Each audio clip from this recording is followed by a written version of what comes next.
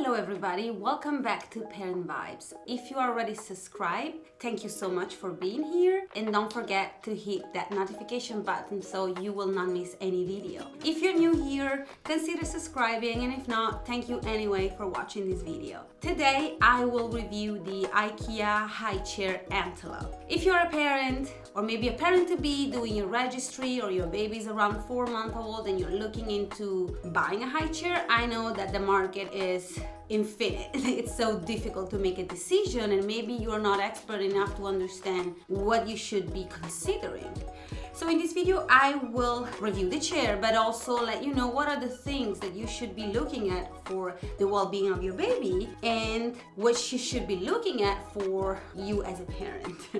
So if you ask pediatric occupational therapists, they will tell you that super important is for the seat bucket and the chair to allow your baby to sit up right, to be good enough to maintain a comfortable posture.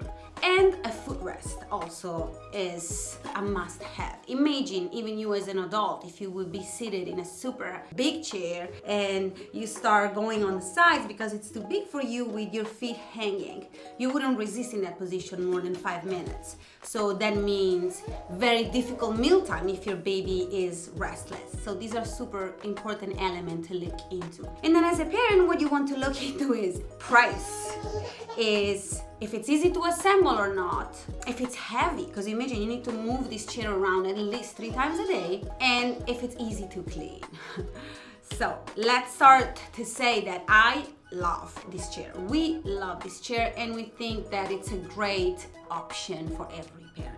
First of all, it's extremely inexpensive. I think that the base price of just the chair is like $20, and I really doubt that there is any competitor in the market that is even close to that price. Secondly, extremely easy to assemble. Like, you don't even have to think about it. You literally just have to slide the legs into the bucket seat. Third point, easy, light, super lightweight. Even my baby that is like 20 pounds can push it around. And sometimes we like to have breakfast in the terrace, or having her have her snacks in the living room, and literally I can hold my baby with one arm and with the other carry the chair, which is a very important point, even if you don't think it is right now. And fourth point, cleanliness. So easy to clean. If you're looking into chairs that have any type of fabric on it, not even think about it. Discard that option, because if you're doing baby-led weaning or not, in any case there will be mess. There will be different texture. There will be colors that are really difficult to remove from fabric. And the Ikea chair is basically a plain white piece of plastic, so you can see where the food goes. It's so easy to clean. The tray is removable. This is another pro. Some parents mentioned that it's very hard to remove. In our case, I don't know if our chair is defective, but it's really easy to remove the tray. You can throw the chair in the washing machine or just wipe it down and bring it to the sink. And another good point that the tray is removable is that you might want to have your baby dining at the table, the dining table with you, so you just have to push the chair close to the table. And of course, this chair comes with you can buckle up your baby, so when they start being wild, they won't get out of the chair. Now, for the cons. This chair is a little bit big. The bucket seat is a little bit big. And I remember in the very beginning when she was 5 months old and we started trying solid food, she would kind of go on the sides. It was a little bit big. And second big con, it does not come with a footrest, which is very important, and her feet were just hanging. But since so many parents purchase this chair and so many people bring up these cons, there are multiple websites that sells accessories. Now, I will link down below the ones that we purchased from, but there's literally so many.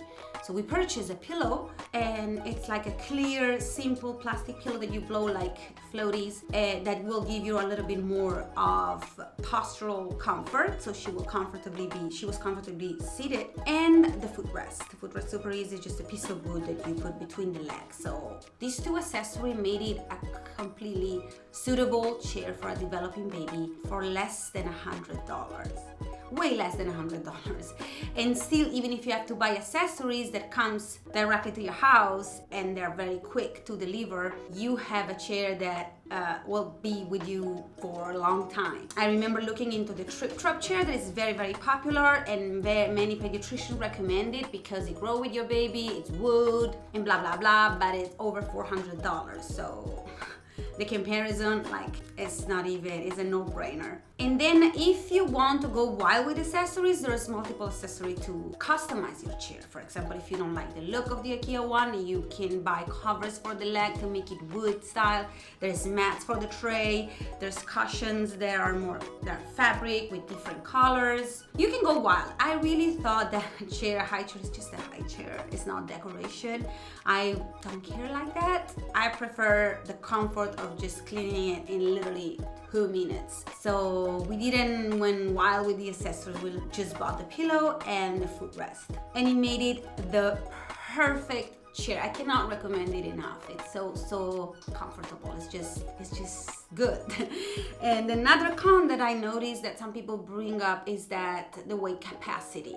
This chair can support up to 30 pounds, which usually is a baby of 2-year-old, maybe 2.5. But still, for $100 chair that you use for 2 years, I think that it's too convenient versus a $400+ chair. Especially if you're a new parent, you know how many things we need to buy, and those $400 versus $80, $90 make a big difference. And then it's not foldable, but to be honest, I have never seen parents folding a chair 3 times a day plus snacks 6 times a day. I don't think that's a real concern. If you think about it, you don't fold your table between meals, so I don't see that as a concern. The only one time that we wish it was foldable is when we moved it to a different location because it was her birthday. We were not celebrating at home, but we just removed the legs and voila, very easy. To sum it up, we definitely recommend this chair 100% with these few adjustments. I hope this video helped you to make your decision. Thank you so much for watching again, and see you the next time. Bye.